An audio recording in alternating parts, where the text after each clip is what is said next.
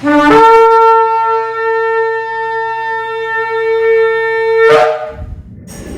Shalom, está la congregación Beit Tefilá desde el sector Candelaria en Arecibo, en la carretera número 2, esta que le habla es la Roa y doctora Maritza Rivera. Estamos agradecidos un día más que nuestro Padre nos ha permitido poder llegar hacia ustedes con otra nueva parashá. Pero antes de comenzar la parashá que tenemos hoy, quiero llevarle un saludo a Amy y decirle que felicidades, que el poderoso la bendiga y la guarde, porque ella acabó de cumplir años hoy. Y desde acá, desde Beit Tefilá, le enviamos un saludo y le deseamos que cumpla muchísimos años más. Y al igual a Nef, ¿verdad?, que también le amamos igual que a Amy. La parashá de hoy, la parashá número 34, se llama Bamidbar. Bamidbar es número. Y comienza en el capítulo 1, versículo 1 hasta el capítulo 4 y versículo 20. Y un significado para Bamidbar es en el desierto de. Hacemos introducción de lo que vamos a estar hablando y leemos, ¿verdad?, que en el desierto del Sinai, Yahweh manda a realizar un censo de las 12 tribus de Israel. Moshe cuenta con 603.550 hombres de entre 20 y 60 años. Y la tribu de Leví es contada aparte, totalizando 22.300 hombres de un mes de edad en adelante. Los levitas deben servir en el santuario, reemplazando a los primogénitos, a cuyo número se aproximaban por haber sido estos últimos descalificados por su participación en la idolatría del becerro de oro. Los 273 primogénitos que no tenían un levita que los reemplazara debían pagar un rescate de 5 shekels para ser redimidos del servicio. Cuando el pueblo levantaba su campamento para viajar, los 3 clanes levitas desmantelaban y transportaban el santuario para luego rearmarlo en el centro del próximo campamento. Luego erigían sus propias tiendas a su alrededor. Los queatitas, quienes cargaban sobre sus hombros los utensilios del santuario como el arca, la menorá y esas cosas, y en sus coberturas especialmente diseñadas a tal efecto, acampaban en el sur los gershonitas a cargo de los tapices de las cortinas, y al oeste las familias de Merari, que transportaban los paneles de las paredes y los pilares, y al norte, frente a la entrada del santuario y hacia el este, estaban las tiendas de Moshe, de Aarón y sus hijos. Más allá del círculo de los levitas, las 12 tribus acampaban en 4 grupos de 3 tribus cada uno. Hacia el este estaban las tribus de Yehudá, una población de 74.600. Luego estaba Isahar con 54.400, Zebulún 67.400, al sur estaba Rubén con 46.500, Shimón con 59.300, Gad con 45.650, al oeste se encontraba Efraín con 40.500, Menashe con 32.200 y Benjamín con 35.400. Al norte se encontraba Dan con 62.700 y Asher con 41.500 y Neftalí con 53.400. Verdaderamente, cuando yo leo esta cifra, Moshe fue un verdadero líder. Usted sabe, más de 500.000 él liderando estas personas, y en un principio lo hizo solo. Entonces, ¿de qué nos habla esta formación? Nos habla esta formación de que era mantenida mientras ellos viajaban. Ellos no iba uno por aquí y el otro por allá. No, cada quien iba en sus respectivos lugares, al norte, al sur, al este, al oeste, porque sabían que cuando llegaran al lugar donde Abba les decía y se detenía que la nube o esto, ellos tenían que acampar, mover todo como si estuvieran, ¿verdad?, cada vez que ellos desmontaban. Entonces cada tribu tenía su propio Nazir es príncipe o líder, y su propia bandera con el color de la tribu y su emblema.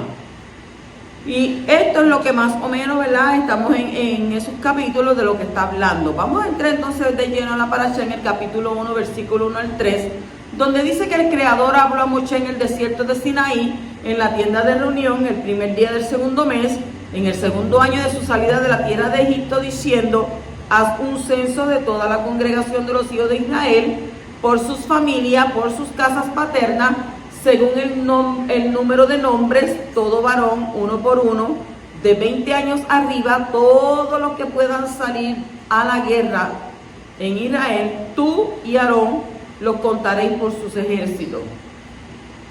¿Hay alguna relación entre la libertad y la disciplina? Ya había pasado más de un año desde la salida, que ellos habían salido de Egipto. Entonces el pueblo había tenido grandes experiencias espirituales y físicas, y habían entrado en el pacto y habían recibido que la Torá de fuego desde el Shammai, y habían construido un santuario y aprendido cómo hacer sacrificio. ¿Ven? Este punto donde nos vemos. El próximo paso en la educación del pueblo era enseñarlos en el orden y en la disciplina. Y todo el libro de Números, todo el libro de Bamidbar habla de este tema. Y esto nos muestra la importancia que esto tiene para nuestro Creador. O sea que este texto comienza o empieza hablando de la salida de Egipto y luego sigue hablando de un censo para el ejército de Israel. Y esto muestra que hay una relación entre la liberación de la esclavitud y la disciplina de un ejército. La verdadera libertad no es que cada uno haga lo que le parezca, porque la gente toma la libertad como que yo puedo hacer lo que a mí me dé la gana, yo puedo hacer lo que yo quiera, a mí nadie me manda, a mí nadie me dice nada. No, pero es que eso no es libertad. Entonces dicen, no, pues yo puedo ir donde yo quiera, yo puedo hacer, deshacer, pero eso no es la verdadera libertad. ¿Por qué? Porque la verdadera libertad tiene que ver con orden. Donde no hay orden, no hay libertad. Entonces la opresión que experimentaron en Egipto fue causada por una disciplina incorrecta. Pero la solución para ser libre de eso no es la anarquía, sino que una disciplina sana, dirigida ¿por qué? Por principios de respeto y por orden divino. Los varones del pueblo que podían sujetarse a la orden de un ejército fueron contados, y así el pueblo fue preparado para avanzar en su desarrollo espiritual hasta llegar a la meta final. O sea, ¿cuál era la meta final?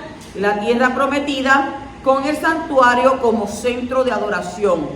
Entonces, si tú, como eres discípulo de Mashiach, tienes que mentalizarte para una vida bien disciplinada, y entonces así es que podrás crecer espiritualmente y llegar a la meta final para tu vida, que es alcanzar ¿qué? La salvación eterna. En el capítulo 1 y versículo 20 dice: de los hijos de Rubén, primogénito de Israel, fueron contados por sus registros genealógicos, por sus familias, por sus casas paternas, según el número de nombres, por sus cabezas, todo varón de 20 años arriba, todo el que podía salir al ejército. ¿Quiénes pudieron salir de la esclavitud? ¿Quiénes pudieron salir de la esclavitud? Este texto muestra que solo los hijos de Israel, que habían sido fieles en 3 áreas, fueron dignos de salir de la esclavitud. Primero está escrito por su registro ¿qué? Genealógico, por sus familias, lo cual muestra que habían sido fieles ¿a quién? A sus familias. Si ellos se hubieran asimilado con los egipcios, no hubieran podido ser contados como hijos de Israel. Lo segundo está escrito según nombres, o sea, lo cual nos enseña que habían guardado la tradición de sus nombres hebreos sin tomar nombres egipcios. Y lo tercero es que seguían manteniendo la lengua hebrea durante todo el tiempo de la estancia en Egipto, porque hay gente, ¿verdad?, que puede viajar de Puerto Rico a Estados Unidos y entonces inmediatamente pues tengo que aprender inglés, voy a hablar inglés, estoy en mi casa con tu padre, tu madre, tu esposa, no me hables español, talk to me in English. ¿Ves? Porque no tienes que hacerlo, tú puedes hablar inglés fuera de tu casa y el español lo puedes hablar dentro de tu casa. Pues ¿qué pasó? Ellos siguieron manteniendo su lengua hebrea durante todo el tiempo que ellos estuvieron en Egipto. Entonces, ¿cómo Egipto simboliza el sistema maligno de este siglo, que es lo mundano? Que esto nos va a enseñar a nosotros que es posible vivir cientos de años en una cultura ajena, seguir manteniendo la fidelidad, manteniendo la fe en nuestro Creador, la cual Él nos ha dado. Entonces, estamos en este mundo maligno, pero no somos del sistema de este mundo. Lo dice la Escritura, no lo dice que estamos en el mundo, mas no somos de este mundo. Eso es lo que dice la Torá. Entonces, y un día el Mashiach va a venir y nos va a sacar totalmente de este sistema y vamos a querer crear ¿qué? Un nuevo orden mundial en la tierra. Entonces, otra cosa que vemos en este versículo es que cada uno fue contado en particular. La palabra hebrea que se tradujo como uno por uno es legulgelotam, para que usted lo escriba.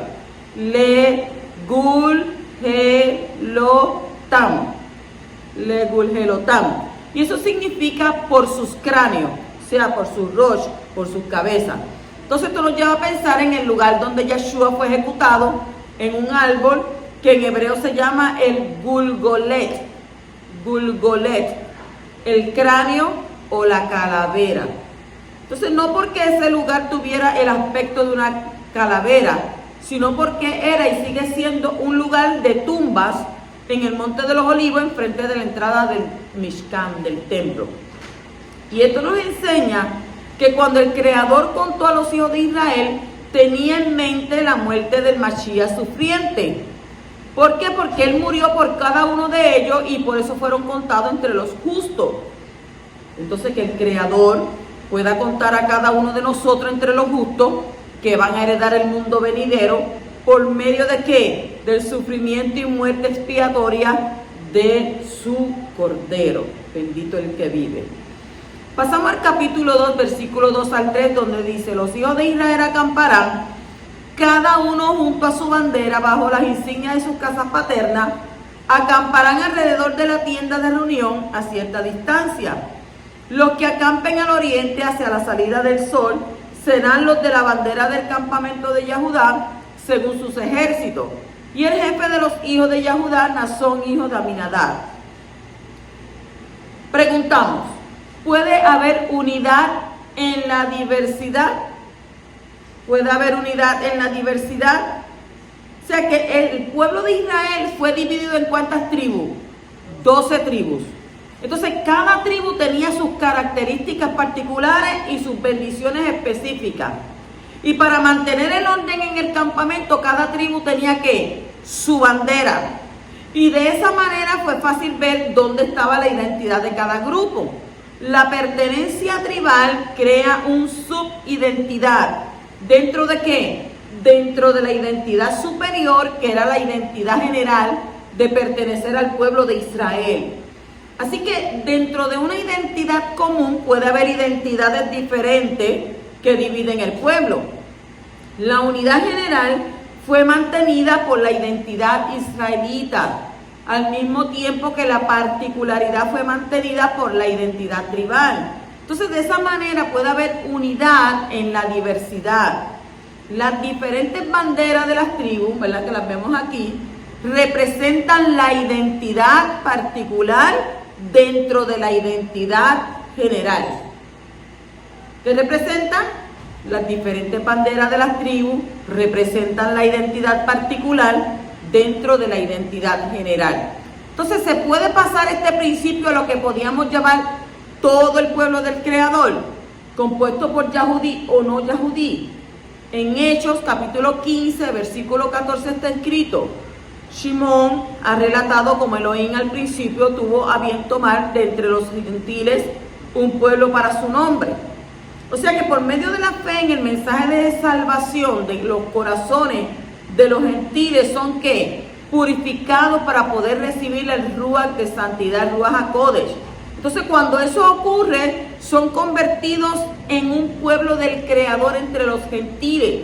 O sea, no se convierten en Israel, ni en israelita, ni en efraimita, ni en un pueblo del Todopoderoso entre los gentiles, como está escrito en Romanos 15:10. Y otra vez dice que alegraos gentiles con su pueblo. O sea que este pueblo ha sido injertado en el olivo. Sin embargo, hay un denominador común entre los dos pueblos y ambos son el pueblo del Creador. Pero cada uno tiene su identidad particular y debe mantenerlo para que haya orden en el pueblo general.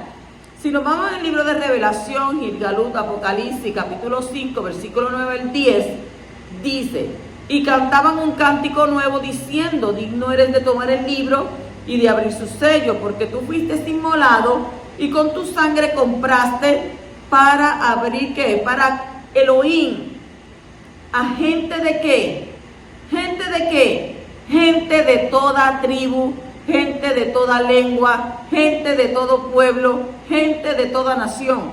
Nosotros no podemos pensar que cuando nosotros venga Mashiach solamente más que el grupito de nosotros. Lo dice ahí que, gente de qué, de toda tribu, lengua, pueblo y nación. Y los has hecho un reino y Coanim para nuestro Elohim, y reinarán sobre la tierra. No dice y reinarán en el cielo, en el Shamayim.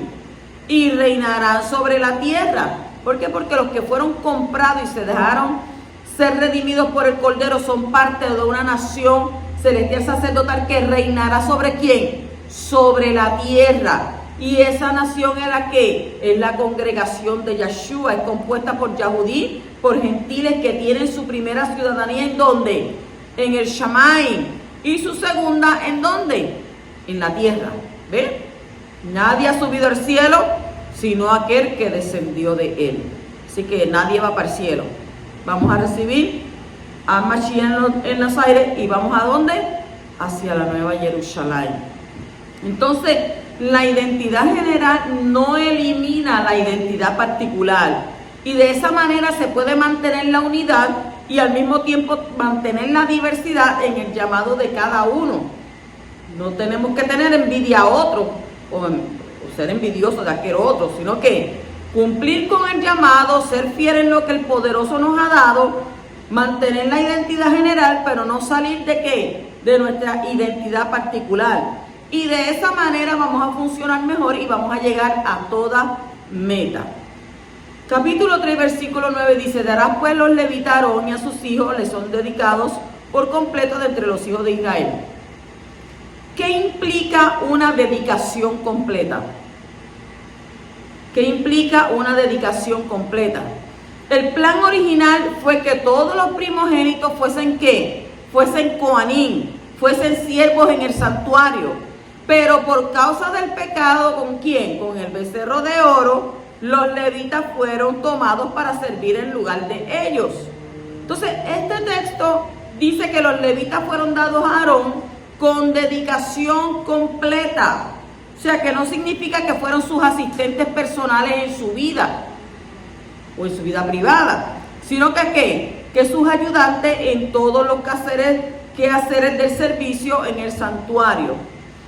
El texto hebreo dice literalmente los levitas le fueron dados. Netunim. Lo cual nos enseña que la dedicación era ¿qué? Era doble, tanto en público como en privado. O sea que su entrega no solamente fue durante los turnos que les tocaba servir en el santuario y más adelante en el Mishkan, en el templo, sino que también en el tiempo cuando no les tocaba servir. Por eso nosotros tenemos que vivir una vida kadosh dentro del Mishkan, dentro de aquí del templo y afuera también. ¿Por qué? Porque toda su vida tenía que estar enfocada para poder servir en el santuario, aunque no lo estaban haciendo todo el tiempo de manera directa. Entonces, esto no quiere decir que cuando dormían lo hacían para poder servir en el santuario. Y cuando comían lo hacían para poder servir en el santuario. Cuando estudiaban lo hacían para poder ¿qué? Servir en el santuario. O sea que las conversaciones en la mesa estaban enfocadas con el fin de poder servir mejor en el santuario. Cuando jugaban lo hacían para poder servir mejor en el santuario. Y todo lo que hacían tenía una relación directa o indirecta con su servicio en el santuario. Por eso en Colosenses capítulo 3, versículo 17 y 23 dice: y todo lo que hacéis, de palabra o de hecho, hacedlo todo en el nombre del Adón Yeshua, dando gracias por medio de él al Elohim el Padre. Y todo lo que hagáis, hacedlo ¿qué? De mala gana, molesto, hacedlo de corazón, como para el Creador y no para los hombres. Si hay algo que deseas hacer, pero no puedes hacerlo en el nombre de la don Yeshua y para que la cabot, el esplendor directo o indirecto del Creador, no lo haga. Porque Abba no quiere que tú hagas las cosas molesto, no quiere que tú hagas las cosas de mala gana, sino que haga las cosas de ¿qué? De corazón. Cuando usted tiene que servir a su jefe, usted piense como que está sirviendo al poderoso, hace las cosas que de buena manera. Entonces no podemos tener una actitud, ¿verdad?, negativa. Y muchísimo menos cuando somos creyentes. Decimos, soy creyente, pero sirvo mal al hombre. Porque eso nos deja mucho de qué hablar de nosotros. Capítulo 3 y versículo 13 dice, porque mío es todo primogénito. El día en que herí a todos los primogénitos en la tierra de Egipto, consagré para mí a todos los primogénitos en Israel, desde el hombre hasta el animal, dice Abba, míos serán. Yo soy Yahweh. ¿Qué quiere decir esto? Que los primogénitos pertenecen ¿a quién? A Yahweh, de una manera especial, a pesar de que ya no pueden servir en el templo como Coanim. Capítulo 3, versículo 38. Los que habían de acampar delante del santuario al oriente, delante de la tienda de reunión, hacia la salida del sol, eran quienes, eran Moshe, era Aarón y sus hijos, desempeñando, ¿qué dice? Los deberes del santuario para cumplir la obligación de los hijos de Israel. Pero el extraño que se acercara morirá. ¿Es justo condenar a muerte al que se pasa? Es justo condenar a muerte al que se pasa. La Torah expresa la justicia del Todopoderoso y por eso es completamente ¿qué? Justa. Como está escrito, los juicios del Creador son verdaderos, todos ellos justos. Con rectitud de corazón te daré Hanán, te daré gracia al aprender tus justos juicios. A medianoche me levantaré para darte gracia por tus justas ordenanzas. Yo sé, Yahweh, que tus juicios son justos y que en tu fidelidad, mire cómo dice, en tu fidelidad me has afligido. He jurado y lo confirmaré que guardaré tus justas ordenanzas. Tus testimonios son justos para siempre. La suma de tu palabra es verdad y cada una de tus justas ordenanzas es eterna. Mire cómo dice, 7 veces al día te alabo a causa de tus justas ordenanzas. ¿Y dónde se encuentra eso? Pues en el Salmo 19:9, 119:7, el versículo 62, 75, 106, 144, 160 y 164. Para que no diga, ¿verdad? No, eso la Roa lo está diciendo por ella, pero no es de mí, eso está en esa escritura. El texto de hoy y otros similares dicen que si uno no es de la tribu de Leví, se acerca al santuario para hacer el servicio que solo les corresponde a los levitas, morirá. Sin embargo, en toda transgresión relacionada con el santuario y las ofrendas, la Torah no prescribe que la pena de muerte debe ser impuesta por un tribunal humano, sino por el tribunal celestial, como en el caso de los 2 hijos de ¿quién? De Aarón, que murieron delante de nuestro Abba. O sea que la sociedad moderna entrena a los ciudadanos a no respetar los límites entre lo permitido y lo prohibido. Por eso leer este tipo de mandamiento es chocante. ¿Para qué? Porque para una mente que no ha sido renovada por la Torah, eso le va a ¿qué? Le va a chocar. Entonces, una mente no educada en lo espiritual dice, no puede ser tan grave traspasar una sola prescripción. No pasa nada. Eso es lo mismo que la gente dice, ay, yo peco y no me pasa nada. Pero la Torah también nos dice, lo que pasa es que Yahweh es misericordioso. ¿Ve? Lento para la ira y ¿qué? Y grande en misericordia. Por eso es que no te pasa nada. Entonces, cuando luego le vienen las consecuencias graves de su transgresión, entonces protesta y considera que ha sido tratado injustamente y que ha recibido una condena demasiado severa. Entonces es porque no entiende que los límites que la Torah ha marcado son para no pasarlo. Si vamos a la escritura, hay un rey, él se llamaba el rey Usías, él entró en el templo para quemar incienso en el lugar Kadosh. Entonces cuando los Kohanim entraron para reprenderle, ¿qué hizo él? Se enojó, se llenó de ira. Pero en ese momento el Creador lo golpeó ¿con qué? Con zarat en la cara, con lepra en la cara. Y dice que fue inmediatamente expulsado del santuario. Y dice que luego él murió de esa plaga. ¿Dónde usted encuentra esa historia? Segunda de Crónicas, capítulo 26, versículos 16 al 21. O sea que no se puede jugar con lo prohibido. Hay graves consecuencias por pasarse. Y nuestro Creador es justo cuando deja caer la pena de muerte sobre el que no obedece. Que el Creador entonces restaure en nuestras mentes y en nuestros corazones el respeto a los límites entre lo permitido y lo prohibido. Capítulo 3, versículo 45 dice: toma a los levitas en lugar de todos los primogénitos entre los hijos de Israel y el ganado de los levitas, y los levitas serán míos, yo soy el Creador. ¿Por qué el Creador quiere a los primogénitos? ¿Usted no se ha hecho esa pregunta? ¿Por qué el Creador quiere a los primogénitos? A ver qué hizo. Abel ofreció los primogénitos de sus ovejas. Y entonces a Abba, porque de esa manera le pudo dar lo mejor, lo que más apreciaba al ser lo primero que nació. Entonces de esa manera él le mostró que, de manera concreta, su aprecio a Yahweh. Y el Creador dice que miró ¿con qué? Con agrado. Miró con agrado a Abel y a su ofrenda. Eso está en Génesis, Bereshit 4:4. Entonces cuando los primogénitos de todo Egipto fueron heridos por el ángel durante la noche de Pesach, el poderoso consagró a los primogénitos de Israel para que fueran suyos de una manera especial.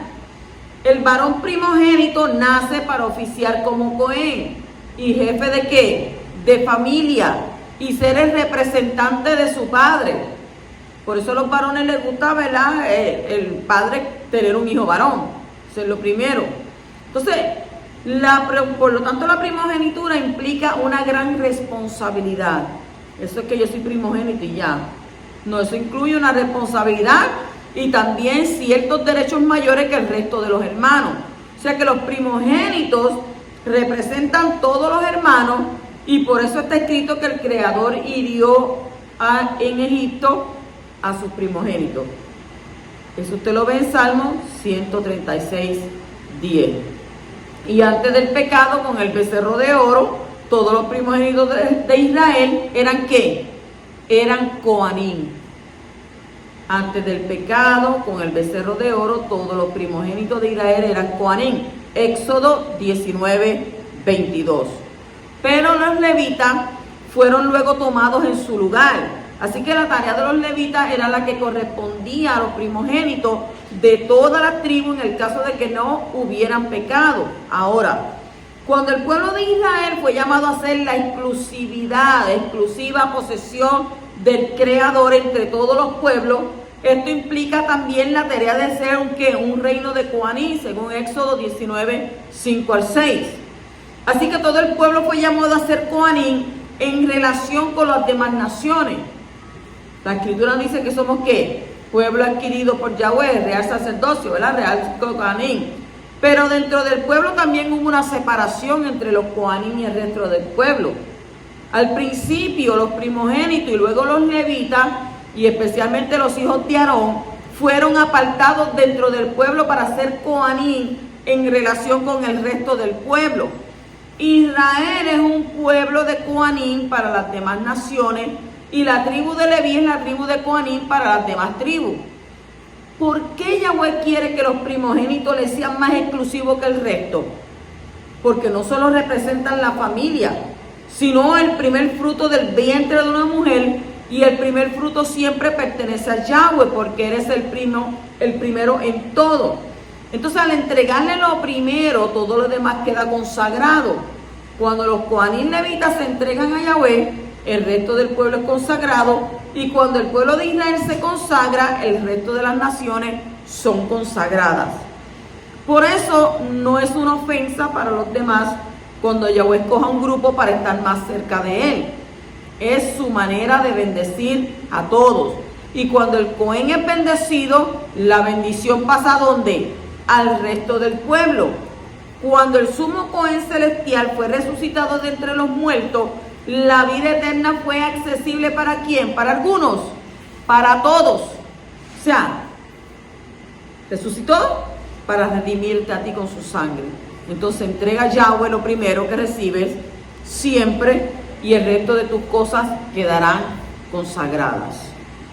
Seguimos en el capítulo 4 y versículo 19. Dice: esto haréis con ellos para que vivan y no perezcan cuando se acerquen al lugar ¿qué? Lugar Kadosh Kadoshim. Aarón y sus hijos vendrán y señalarán a cada uno de ellos su trabajo y su carga. ¿Qué nos quiere decir esto? Que los levitas no podían ver los objetos más sagrados, pero los Cohanim sí. ¿Por qué? Porque estaban en un nivel de santidad que superior, lo que dice la Escritura. Capítulo 4, versículo 18 al 20. No permitáis que la tribu de las familias de los coatitas sean cortadas de entre los levitas. Esto haréis con ellos para que vivan y no perezcan cuando se acerquen a los objetos Kadosh Kadoshim, los objetos santísimos. Aarón y sus hijos entrarán y señalarán a cada uno de ellos su trabajo y su carga, pero no entrarán ni por un momento a ver los objetos separados, apartados o sagrados, para que no mueran. ¿Cuál es el precio para ser privilegiado? La tribu de Leví tenía más privilegio que todas las demás tribus, pero todo privilegio tiene ¿qué? Un precio. Parte del precio para poder llevar los objetos sagrados o separados era que uno corría el peligro de ¿qué? De morir en el caso de no ser cuidadoso de hacer las cosas según las normas estrictas de la Torá. Si fuese hoy en día, usted sabe el montón de gente que estuviese uno todos los días enterrando. Miles de personas. Pero en este tiempo, ¿qué sucedía? Las cosas eran más estrictas. Y tenían que cumplirse al pie de la letra. Y eso lo notamos nosotros, ¿verdad? Cuando David llevaba el arca y dice que en una que tropezó y el arca se iba a caer y llegó aquel hombre y puso sus manos para ayudar. Y usted dirá, pero si él no hizo nada malo, él lo único que hizo fue que trató de ayudar que no se cayera. Pero ¿qué pasó con eso? ¿Qué había en eso? ¿Qué había en eso? Había unas instrucciones claras y precisas. Solamente los levitas eran los que podían cargar eso, no Juan del pueblo. Entonces, ¿qué sucede? Cuando en ese tiempo las cosas no se hacían como Abba decía, ¿qué pasaba con la gente? Morían, perecían. Ahí mismo al instante, eso sin preguntar. Porque eso lo vemos con quién, con los hijos de Aarón. Cuando se encendieron incienso y fueron para allá, ¡fua! Ahí mismo. Sin preguntar, ¿por qué lo estás haciendo? Mire el nivel de Kadushá y el nivel de respeto que la gente tenía en ese tiempo. Y no era que, ay no, si yo hago algo mal me muero, me van a matar. No, porque cuando usted obedece, usted no teme. Como dice la Escritura, ¿verdad? Que la Torah fue hecha ¿para qué? No para juzgarte a ti, sino para aquel que no hace las cosas correctas delante del Poderoso. Entonces, ser privilegiado implica ser más expuesto a peligros. Ser privilegiado implica tener mayor responsabilidad. Ser privilegiado implica ser juzgado con mayor severidad. Ser privilegiado implica tener que esforzarse más para hacer las cosas bien. Ser privilegiado implica estar expuesto a las miradas de los demás, que siempre están pendientes a que usted caiga, a que usted falle. Ser privilegiado implica ser objeto de envidia y críticas de otros. Ser privilegiado implica pagar un precio más alto que los demás. En el reino de los Shamayim reina la equidad. Según la medida de privilegios que uno tenga, así será el precio que tendremos que pagar. Shabbat shalom.